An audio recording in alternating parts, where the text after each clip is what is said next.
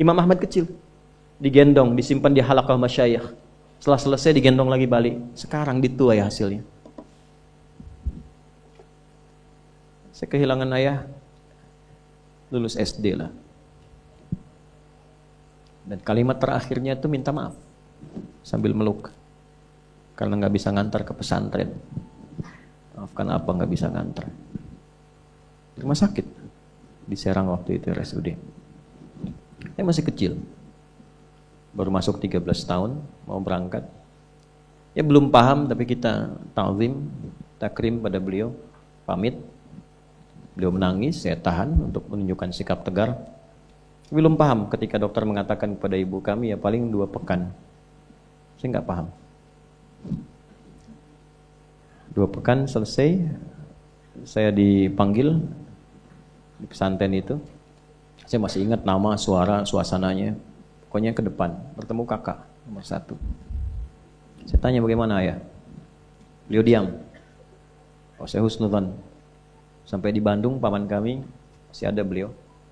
Ya, semoga Allah sayangi dan rahmati.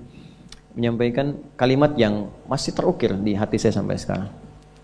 Mungkin adik nanti, adik, kakak saya adik, saya adik. Mungkin nggak bisa lihat karena sudah dikuburkan. Oh, saya baru paham, ayah saya meninggal. Sudah, kami naik bis pulang. Sampai di Pandeglang itu sudah ba'da maghrib menjelang isya. Saya nyampe rumah, saya lihat ibu saya, dan itu sepanjang jalan saya tahan untuk tidak mengalirkan air mata. Saya tahan aja. Ya. Jadi tahan sampai ketemu ibu, saya nggak nangis. Saya peluk ibu saya. Saya temani tidur. Tidur di ruang tengah, saya masih ingat. Kemudian mimpi melihat ayah pakai kemeja biru, terus senyum, dadah, oh sudah selesai.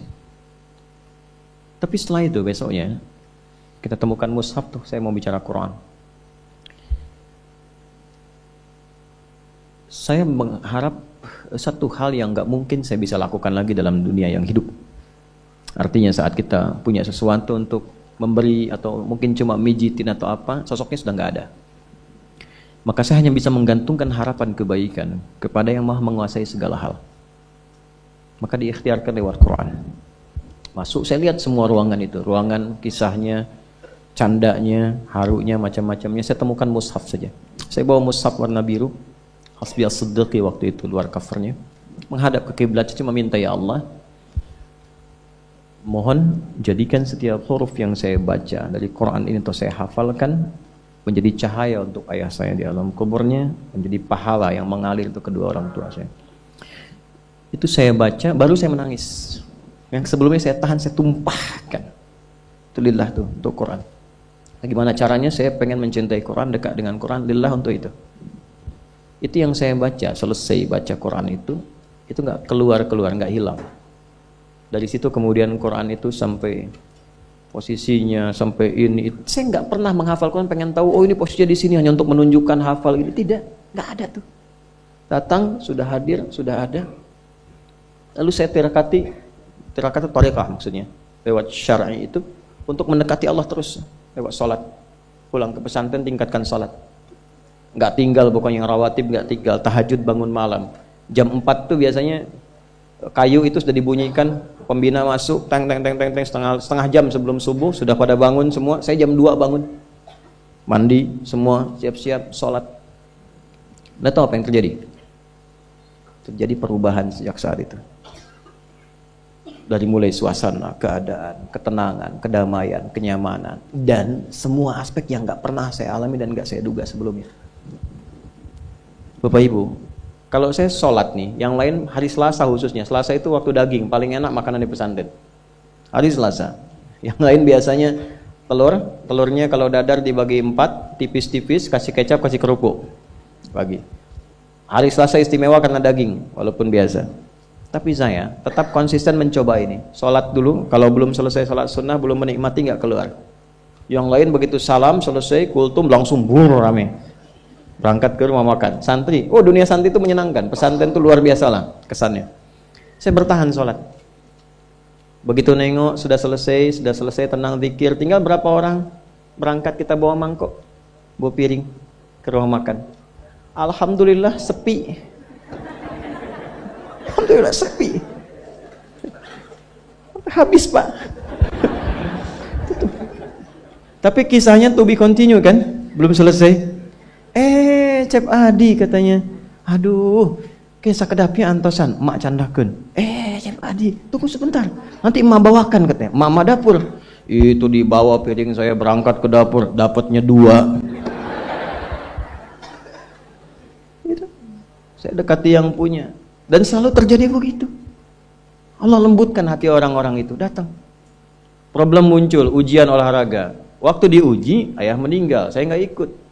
Yang lain 8 tuh paling tinggi, saya dapat 6. Nama gurunya karena baik, Pak Gumbira namanya. Senang terus orangnya. Enggak, itu saya betul-betul namanya. Saya dipanggil terpisah. Itu baiknya luar biasa. Nah, Bapak minta maaf. Ini terpaksa karena Ananda nggak ikut ujian. Bapak kasih 6. Yang lain tuh 8, 7, 6. Saya bilang nggak apa-apa Pak, saya juga minta maaf. Saya nggak bisa ikut ujian karena ayah saya meninggal kemarin. Meninggal. Bapak turut berduka cita. Demi duka cita Bapak naikkan 6 jadi 8 gitu. Dapat juga 8. Alhamdulillah, nggak perlu lari 8 Pak. Gitu. Ini berkah. Ini kita dekati yang punya. Sampai sekarang begitu. Pokoknya saya nggak peduli Pak. Saya berangkat dakwah apa dan sebagainya. Itu dakwah, tadinya nyewa ruko, kantor sudah jadi macam-macam. Kita wakafin. Ya, ada kendaraan wakaf. Ini kamera itu wakaf tuh. Nanti saya meninggal ada yang teruskan. Ya, wakaf, pesantren wakaf semua. Dari mulai tanahnya sampai gedung bangunan. Itu kami wakafkan semua. Karena apa? Tujuan saya berdakwah bukan mengumpulkan itu. Nanti gantian, ini cuma dipakai aja. Ini sementara yang saya pakai itu cuma kitab, baju beberapa. Selesai gantian, kasih lagi. Hidupnya enak. Hasilnya apa? Sampai sekarang itu nggak pernah beli. Allah kasih hadiah dari ujung kepala sampai ujung kaki. Nggak ada beli. Saya pernah mencoba ingin beli, begitu mau bayar dibayarin lagi. Akhirnya saya lakukan dengan pakai masker, jalan nggak boleh ada orang tahu, supaya saya tahu caranya beli itu gimana. Berhasil, alhamdulillah. Dan harus saya tutup rapat, begitu ketahuan dapat lagi nanti. Ya, ternyata apa? Lebih gampang dibeliin daripada beli sendiri. Ini aksesnya. Dan kita nggak merasa tinggi, biasa saja gitu. Itu melatih diri. Tapi bukan apa-apa, cuman ikut orang dulu, meneladani ulama-ulama dulu saja, nikmat hidupnya. Itu aja poinnya, apa yang mau dicari. Maka mulai sekarang, itu poinnya tuh. Percepatan pengetahuan hanya dengan takwa. Saya kalau mau ujian, teman-teman itu ke kelas, saya ke masjid. Silakan tanya sama teman-teman seangkatan saya pasti ke masjid. Apa yang terjadi? Ya kita lihat. Cuma ini yang jangan ditiru. Saya itu dulu jarang menulis. Ya. Sekarang malah senang nulis. Karena apa? Ada merasakan dari ibu, doa ibu. Jadi ingatan yang cukup nyaman dengan ingatan itu. Jadi kalau ada sesuatu yang baik, berkesan, itu saya nggak lupa. Biasanya Allah berikan kejagaan di situ. Contoh dulu ada sidul anak sekolahan kan? SDAS itu, sidul anak sekolahan. Opletnya nomor berapa tuh platnya? Nggak tahu. 1053. Mobilnya Sarah 2687 ALT. Si Roy yang botak itu 2007 tuh plat mobilnya. Saya tahu itu. Muncul. Saya paham di beberapa itu. Pak Harto waktu berhenti jadi presiden tahun 98 kan? Itu kan pindah dari mobil RI1 ke mobil lain kan yang sipil. Berapa nomor platnya? 2044 AE. Itu saya ingat itu karena beliau kan kalau berkunjung selalu ke anak-anak SD apa motivasi 25 tahun kita akan begini akan begitu. Ternyata saya baru tahu kekinian bahwa itu ada visi emas untuk Indonesia di tahun sekian. Setahun sebelum sekarang ditetapkan 2045 sudah bikin, makanya dari pelita dan seterusnya. Setiap pemimpin pasti ada keunggulan, kebaikan-kebaikan bisa diteladani. Nah, saya mengandalkan ingatan, jarang nulis. Akhirnya apa? Kalau ke masjid, ujian, teman-teman baca, saya yakin pasti bakal kencang, maka saya ikut tiduran di sampingnya. Ya dulu begitu. Jadi begitu dia selesai, nanti bangunkan saya ya. Alhamdulillah saya hafal tuh. Awal sampai akhir. Nah tapi poinnya begini, ini yang paling indah itu. Saya nggak cukupkan sampai di situ. Malamnya tetap saya mesti sholat. Tahajudnya jaga. Itu kalau saya tahajud, terus ketiduran, tidur. Selalu bermimpi ngerjain soal. Sampai selesai. Besoknya persis sama dengan yang dilihat tadi malam. Hampir tiap ujian. Tapi saya nggak pernah lihat wajah antum tuh. Tetap antum berlaku bulan depan.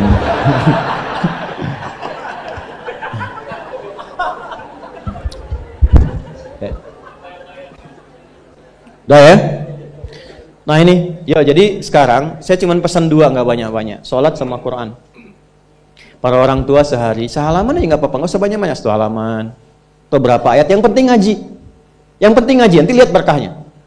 Dan jangan cukupkan pada yang 5 ya. Ya, ini bukan hukumnya wajib, bukan. Yang wajib tetap 5 waktu. Kalau bisa naikkan, walaupun mungkin 2 rakaat malamnya, witir 1 rakaat, atau duha ambil salah satu, rawatib misalnya. Itu konsistenkan, istiqomah di situ. Nanti lihat apa yang terjadi. Demi Allah saya katakan, kalau mau coba tuh gini ya. Hari ini Anda baca 1 halaman Quran, sholat tambah. Besok naikkan 2 halaman. Nanti lihat keberkahan hari ini dengan besok, pasti terjadi perbedaan. Setiap Anda baca lebih banyak, akan terjadi perubahan kehidupan di hari itu. Gak percaya silahkan. Karena yang jamin langsung pencipta kita. Begitu kita dekati Quran, kehidupan akan berbeda. Begitu konsisten sholat, akses dibuka. Nah, kalau ini sudah dilakukan dengan baik, muncullah jalan yang kedua. Jalan inilah yang diberikan tandanya lewat surat An-Naba. Ini baru kita nyambung ke An-Naba setelah 2 jam. Apa itu? Yang pertama itu jalan zikir, alladzina yadhkuru tadzakkur. Yang kedua jalan tafakkur, wa yatafakkaruna fi khalqis samawati wal ard. Rabbana ma khalaqta hadza batila subhanaka faqina adzabannar. Yang pertama tadzakkur dengan zikir, bentuknya amaran ritual. Yang kedua tafakkur,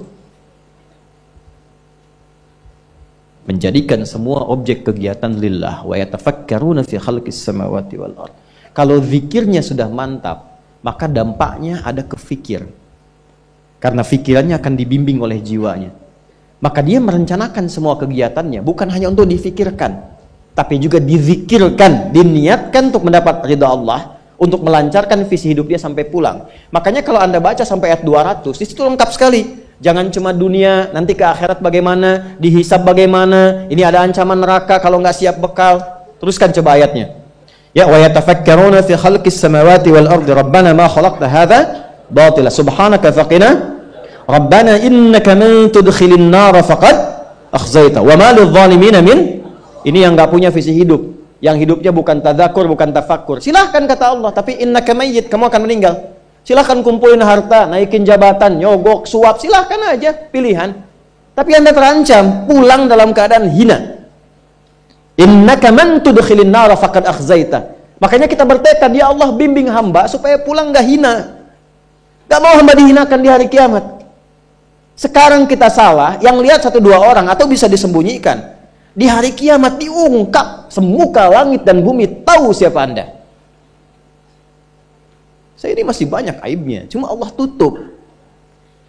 Tapi di akhirat tuh semua kalau nggak kita tutupi sekarang dengan Allah, dibuka. Maka selesaikan semuanya. Setelah itu apa?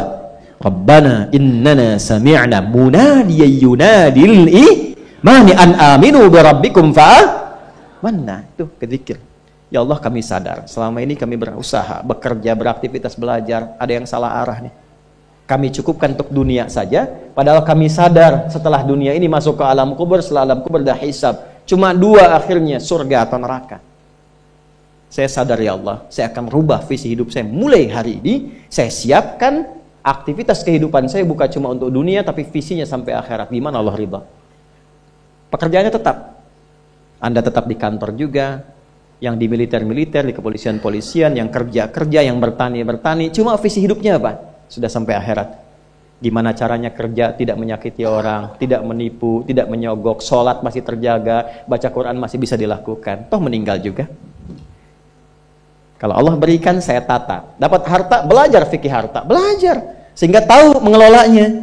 Oh, ini untuk keluarga, Quran surah 4 ayat 34. Oh, ini yang zakat, Quran surah 9 ayat ke-60. Ini yang infak, Quran surah kedua ayat 215. Ini yang umum, Quran surah kedua ayat 261. Keluar semua. Sehingga saat mendapatkan harta itu sudah paham kemana ditempatkan.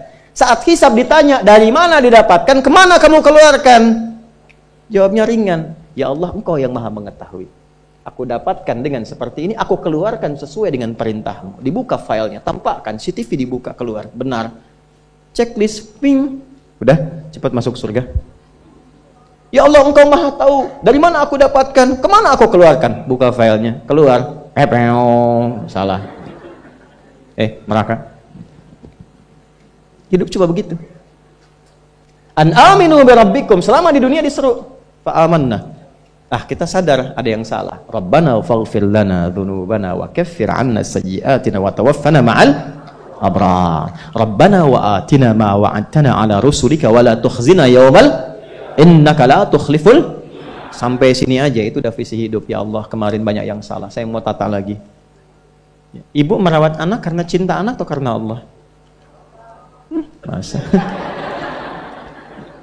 Coba lihat anaknya, yang perempuan pakai jilbab tidak, sekolahnya di mana, sholatnya bagaimana, Qurannya bagaimana. Supaya ringan hisabnya, Bu. Saat pulang. Pak juga ya. Ini koreksi, setelah itu ingat, baru kita punya harapan. Ingin sekomplek di surga dengan para rasulmu ya Allah. Tuh. Ya, tadi kan rusulika wala tukhzina yaumal qiyamah. Kami pengen sekompleks seperti yang kau janjikan. Maka diturunkanlah caranya. Di situ ada Quran surah keempat ayat 69. Ya kan? Wa may yuti'illaha wa rasul fa ulaika ma'al ladzina an'ama Allahu 'alaihim minan nabiyyina was-siddiqina wasyuhada'i was-shalihin wa hasuna ulaika rafiqa. Siapa yang pengen sekomplek dengan semua nabi yang pernah bertugas di bumi, maka taati Allah dan Rasulnya. Jadi 3 golongan selain nabi.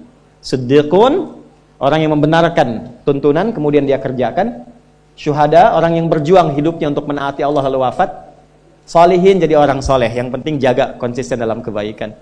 Nah, kalau itu sudah dapat, kemanapun Anda beraktivitas, ingat Allah. Itu yang dimaksud alam naj'alil arda mihada wal jibala wa khalaqnakum wa ja'alna naumakum wa ja'alna al-laila wa ja'alna an-nahara wa banayna fawqakum sab'an. Perhatikan baik-baik, itu runtut semua. Jadi Anda yang kembali riset, lihat gunung, yang di geologi, yang ditambang, yang apa, ingat Allah. Sehingga nggak mungkin nambang sembarangan. Ya kan? Kemudian apalagi yang bekerja siang malam, siangnya bekerja, ingat Allah. Rebahan berbaring, wa ja'alna laila libasa, ingat Allah. Lihat pasangan, wa khalaqnakum azwaja, lihat istri titipan Allah, lihat suami titipan Allah. Maka bikin pikiran, direnungkan sampai hari kiamat. Makanya nanti sampai ayat 40 itu suasana hisab. Ya, semua sampai ke ujung. Sampai ke ujung. Sampai ayat 40 suasana akhirat. Enggak ada yang bicara, la yatakallamuna illa man adzina lahu rahmanu wa qala. Sampai di ujung, sampai hisab. Nah, kalau ingin bikin visi hidup sampai kiamat, jangan cuma dunia, siapkan sampai pulang. Itulah intisari surat An-Naba itu. Ya, sampai ke ujungnya. Jadi pada intinya adalah lakukan yang bermanfaat, ubah cara hidup kita. Setelah itu dekati Allah dengan tadzakkur, terapkan dalam tafakkur di semua bagian aspek kehidupan kita. Jadi apapun Anda, nggak dicegah. Mau jadi pilot silahkan, jadi insinyur silahkan, ya. Mau jadi menteri, jadi pejabat, di militer, di polisi silahkan. Value takwanya kita keluarkan. Yang penting takwanya. Saya akhiri, itu sebabnya setiap pekan kita diingatkan meningkatkan takwa dalam setiap Jumat kan. Dan berbahagialah kita hidup di Indonesia, jaga negeri ini, kokohkan. Karena tidak ada satupun di dunia ini satu negara yang cara berinteraksi kebangsaan kenegaraannya dibangun dengan nilai takwa kecuali di Indonesia. Ada pelajar nih. Silahkan cek Undang-Undang Sisdiknas nomor 20 tahun 2003. Dari mulai pasal menimbang poin 2, takwa ada di situ. Undang-Undang Dasar 1945 mengamanatkan pada pemerintah untuk mengusahakan satu sistem pendidikan yang meningkatkan keimanan dan ketakwaan pada Tuhan Yang Maha Esa serta akhlak mulia. Bawa ke TNI Sabta Marga ada 7. Yang ketiganya, kami Ksatria Indonesia yang bertakwa kepada Tuhan Yang Maha Esa, membela kejujuran, kebenaran, dan keadilan. Sabta Marga Polisi Tribrata pertamanya, kami Polisi Indonesia berbakti pada nusa dan bangsa dengan meningkatkan ketakwaan pada Tuhan Yang Maha Esa. Semua ada value-nya. Ya. Kemarin saya ke salah satu pusat lapas, ternyata value-nya ada di dindingnya. Ya. Di dekat sel isolasi itu ada. Mari kita meningkatkan takwa. Jadi yuk kita jadi warga negara yang baik, dekati Allah dengan cara yang baik. Dan selesai kita surah An-Naba, dengan resmi saya tutup surah An-Naba. Insya Allah di bulan selanjutnya Itu nanti mungkin akan saya selingi dulu dengan satu materi penting namanya fikih ikhtilaf. Sebelum masuk ke An-Nazi'at. Ya, fikih ikhtilaf itu bagaimana memahami perbedaan-perbedaan baik dalam praktek ibadah ataupun muamalah. Nanti kita turunkan dalilnya. Misal, kunut. Kalau kunut, dari mana dalilnya? Apa saja? Diurut sampai ketemu Nabi. Sebabnya apa? Yang nggak kunut apa? Yang kunut apa? Lantas kita sepakat yang salah yang tidak sholat subuh. Ya? Itu fikih ikhtilaf. Saya ucapkan terima kasih. Mari kita akhiri, semoga Allah muliakan kita. Allahumma taqabbal minna innaka antas sami'ul alim wa tub 'alaina innaka antat tawwabur rahim. Rabbana atina fid dunya hasanah wa fil akhirati hasanah wa qina adzaban nar. Faqihna fid din wa 'allimna at-ta'wil waj'alna min ibadikas salihin wa min atba'i nabiyyina Muhammad sallallahu alaihi wasallam. Rabbana atina fid dunya hasanah wa fil akhirati hasanah wa qina adzaban nar. Wa sallallahu ala sayyidina Muhammad wa ala alihi washabbihi ajma'in. Wa akhiru da'wana subhanakallahumma bihamdika asyhadu an la ilaha illa anta nastaghfiruka wa natubu ilaik. Walhamdulillahi rabbil alamin.